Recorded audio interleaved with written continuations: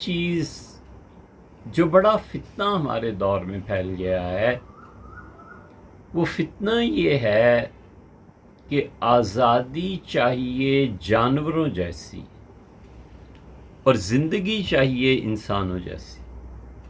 بس یہ جو کچھ بھی اس کے بعد کہیں سارا اسی نقطے کا خلاصہ ہے کہ آزادی چاہیے. کالج میں آزادی، اسکول میں آزادی، یونیورسٹی میں آزادی، اور خواتین کا لانگ مارچ، یہ آزادی، سب آزادیاں چاہیے. کوئی چھوٹے بڑے کی کوئی تمیز نہ رہے، اور آزادی ایسی چاہیے جیسے حیوانوں اور جانوروں کی آزادی ہوتی ہے. ہم سے پوچھیں نکاح اور طلاق اور شادی اور اس کے مسائل اور جنس پہ جو مباحث ہو رہی ہیں، حیران ہوتے ہیں کہ یا اللہ یہ بھی دماغ ہے اور یہ بھی سوچ ہے. سب جانوروں جیسی کھانے پینے میں، لباس میں جدت. کھانا ہے تو انسانوں کی طرح منہ سے ہی کھانا ہے، اب اور کیسے کھائے. سننا ہے تو کانوں سے ہی سننا ہے. یہاں پر جو فطرت کا جبر ہے اس پہ مجبور ہو کے انسانوں کی طرح رہنا ہے، اور جہاں پر انسانی جبر کو توڑا جا سکتا ہے اسے توڑ کر حیوانوں کی طرح رہنا ہے. بس اسی وجہ سے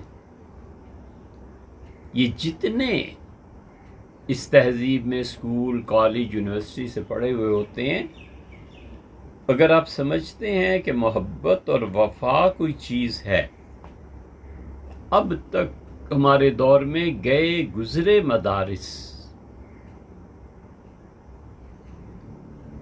آپ دیکھیں گے، یہ ایک اہم نقطہ ہے، اس کی طرف توجہ رہنی چاہیے کہ کسی سے پوچھ لیں کہ آپ نے فزکس کس سے پڑھی تھی، آپ نے باٹنی، زالوجی کس سے پڑھی تھی، کیمسٹری کس سے پڑھی تھی، تو اسے یاد بھی نہیں رہتا کہ نام کیا تھا اور کون تھا. کہیں ہیڈ ماسٹر، اسکول کا ٹیچر کوئی نظر آ جائے تو وقت ہو تو مل لیے، نہ ہوا تو کون یاد کرتا ہے کسی کو اور کون کسی کا شاگرد ہوتا ہے. جبکہ دوسری طرف ہمارے مدارس میں اب اس گئے گزرے دور میں بھی اب تک یہ حال ہے کہ جس سے بچوں نے قرآن پڑھا ہوا ہوتا ہے، خود کیسا ہی فاسق و فاجر ہو، دیکھتا ہے تو پڑھتا ہے، سلام کرتا ہے، کہتا ہے حضرت آپ سے قرآن کریم پڑھا تھا، آپ نے ناظرہ پڑھایا تھا، میں بچہ تھا فلاں مسجد میں آپ کے پاس آتا تھا. یہ آپ اندازہ کریں کہ کہاں کس کی اٹیچمنٹ. یہ انحطاط ہمارے دور میں ہے بہت بڑا. تو نصاب تعلیم نے جو خرابیاں پیدا کی ہیں، ان خرابیوں میں سے ایک محبت کا فقدان ہے، اور اس کا احساس بھی نہیں. حالانکہ جس نے قرآن کریم پڑھایا تھا اس نے تمہاری آخرت اور عاقبت کے لیے تمہیں ایک راہ دکھائی تھی. تو جس نے کیمسٹری پڑھائی تھی اور آج اس سے پڑھ کے تم کیمسٹ ہو اور دنیا میں کما رہے ہو اور کھا رہے ہو، اس کا بھی تو احسان ہے. وہ کیوں بے وفائی کا مورد ہے؟ تو اس لیے یہ بہت بڑا فتنہ ہے اس دور کا کہ اس امت کے اکثر نوجوان حیوانوں جیسی آزادی اور انسانوں جیسی وہ زندگی بسر کرنا چاہتے ہیں جہاں فطرت کا جبر ہے. فطرت کا جبر ہے کہ اولاد کے لیے نکاح چاہیے. تو اس فطرت کے جبر کو نہیں توڑ سکتے، اس لیے کہ معاشرہ پورا اس میں انوالو ہے. ولیعذ باللہ فاحشہ سے فاحشہ عورت بھی ایک کمزور سا شوہر ضرور چاہتی، اور جہاں فطرت میں اولاد کی ضرورت نہیں ہے وہاں پر انہوں نے حیوانوں جیسی آزادی اختیار کر رکھی. اس لیے یہ تینوں فتنے بہت واضح اور نمایاں، کوئی کسی کی نہ سنے، چھوٹے بڑے کی کوئی تمیز نہ رہے.